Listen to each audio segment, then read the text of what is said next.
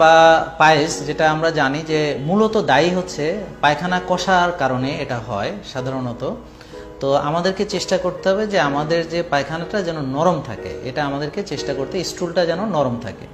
তো আমরা সবাইকে বলি যে পর্যাপ্ত পানি খেতে, বিশেষ করে ডিটক্স ওয়াটার, ডাবের পানি, এবং এমনি সময় অন্যান্য যেমন আমাদের গ্রিন টি আছে, তারপরে কিছু আমরা বলি ফাইবার খেতে, যেমন ফ্ল্যাক্স সিড, তারপরে বলি হচ্ছে যে ইসুপগুলের ভুসি, তারপর তোকমার দানা, এবং আমাদের নারকেলের তেলটা অনেক সময় আমরা গ্রিন জুস করে সেখানে একটু নারকেলের তেল দিয়ে যদি আমরা খাই।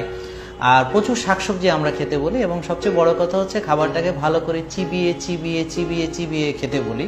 আমার মিউকাস যেটা খুব দরকার, যে একটা পায়খানাটাকে স্মুথ করার জন্য, স্টুলটাকে ক্লিয়ার করার জন্য, সব কিছু এবং চিবিয়ে চিবিয়ে খাওয়ার অভ্যাস এবং বেশি বেশি ফাইবারযুক্ত খাবার, এগুলো আমরা যদি খাই তাহলে ইনশাল্লাহ আমাদের পায়খানাটা ক্লিয়ার থাকবে, তাহলে আর এই প্রবলেমটা আমাদের ইনশাল্লাহ হবে না।